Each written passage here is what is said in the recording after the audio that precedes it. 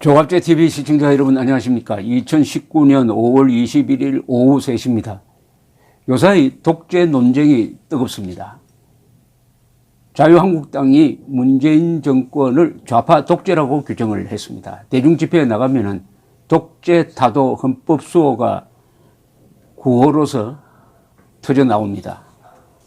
문재인 대통령은 지난 5월 18일 광주 사태 39주년 행사 연설에서 독재자의 후예라는 표현을 썼습니다. 오늘 황교안 한국당 대표는 인천에 있는 메가드 동상에 헌화한 뒤 이렇게 이야기를 했습니다.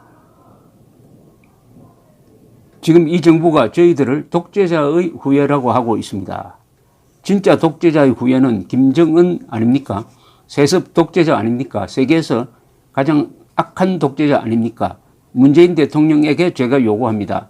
김정은에게 정말 독재자의 진짜 후예라고 말씀해 주십시오.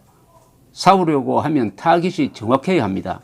진짜 독재자의 후예에게는 말 한마디 못하니까 여기서 지금 대변인이라고 하고 있지 않습니까? 제가 왜 독재자의 후예입니까? 이게 말이 됩니까? 황당해서 제가 대꾸를 안 합니다. 대꾸도 안 했더니 민경욱 대변인이 여기다 써왔습니다. 우리 자유한국당을 믿어주십시오. 우리가 무엇을 해도 여러분 믿어주십시오. 뭐 이렇게 이야기를 하니까 고민정 청와대 대변인은 즉각 문재인 대통령이 진짜 독재자의 후예에게는 말 한마디 못하니까 대변인 짓을 하지 않는가라고 황교안 대표가 한 데 대해서 연일 정치에 대해 혐오감을 불러일으키는 발언이다.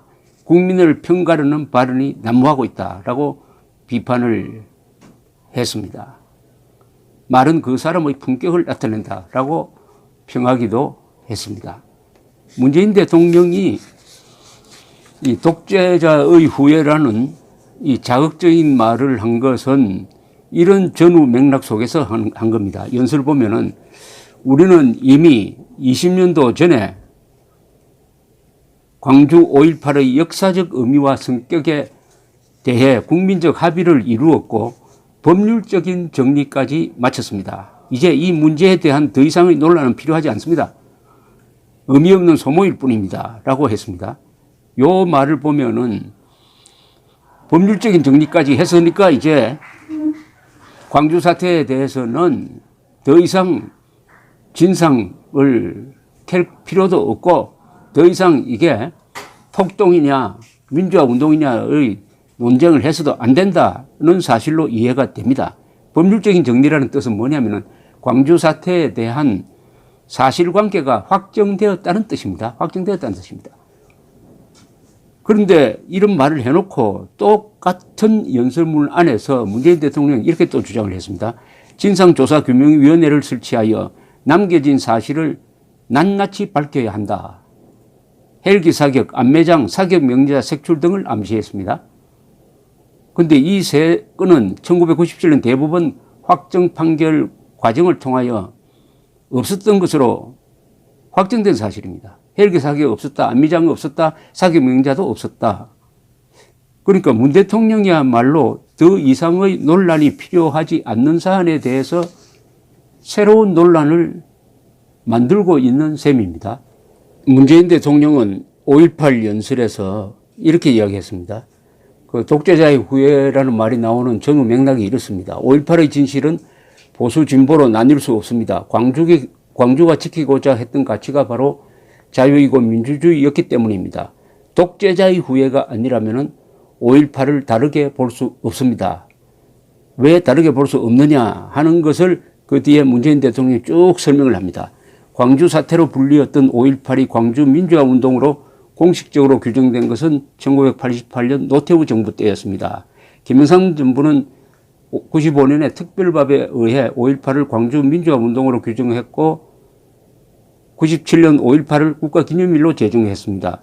대법원 역시 신군부의 12.12 군사 쿠데타부터 5.18 민주화 운동에 대한 진압 과정을 군사 반란과 내란죄로 판결했고 광주 학살의 주범들을 사법적으로 단죄했습니다. 이렇게 우리는 20년도 전에 광주 5.18의 역사적 의미와 성격에 대해 국민적 합의를 이루었고 법률적인 정의까지 마쳤습니다. 이렇게 딱 규정을 했습니다. 독재자의 후예가 아니라면 5.18을 다르게 볼 수 없습니다.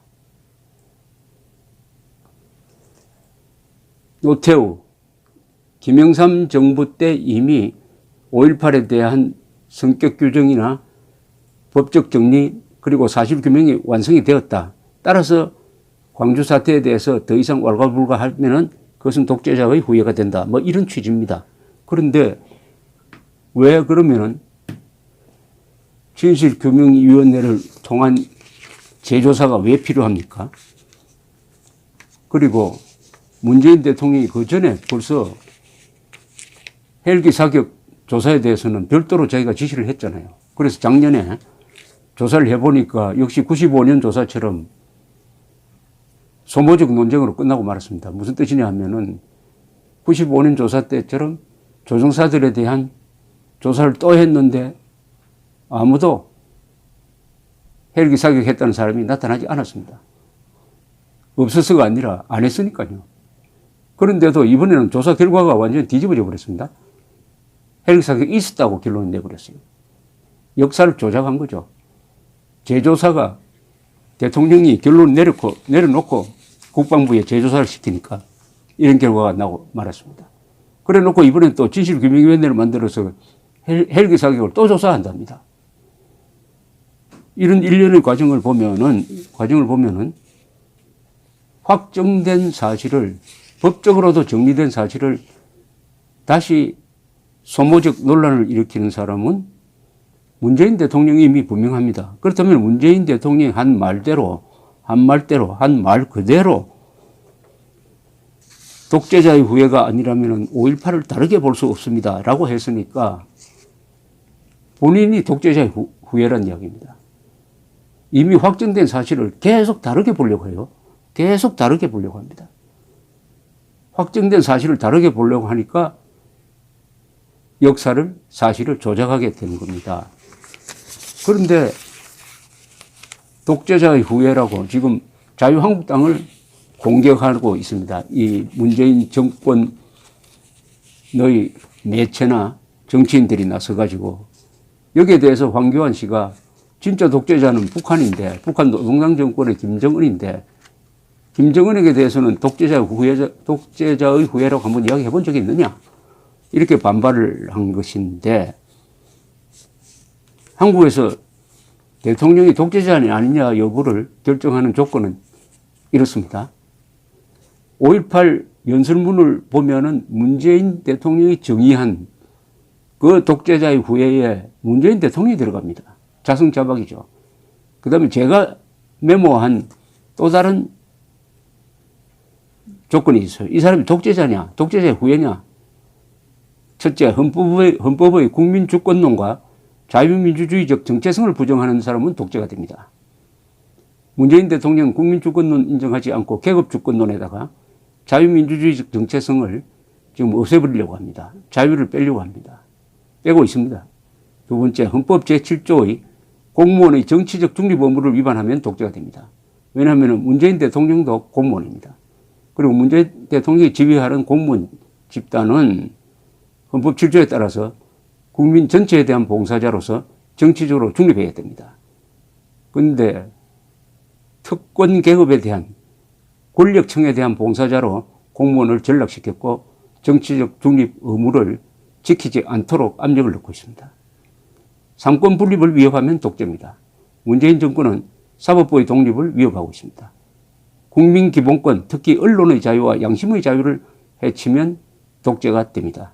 문재인 대통령이 지금 KBS, MBC 등등을 장악하는 과정에서 언론의 자유가 파괴되었습니다. 역사를 조작하면 독재가 됩니다. 전체주의로 됩니다. 대한민국은 생일이 없다. 대한민국은 건국된 적이 없다. 하는 역사 조작의 책임자가 문재인 대통령입니다. 촛불혁명 운동 등 헌법 파괴적 운동을 하면 독재가 됩니다. 대통령이 수사에 개입하면 독재가 됩니다. 헌법의 적, 민주의 적, 자유의 적인 북한 농당 정권을 비호하면 독재가 됩니다.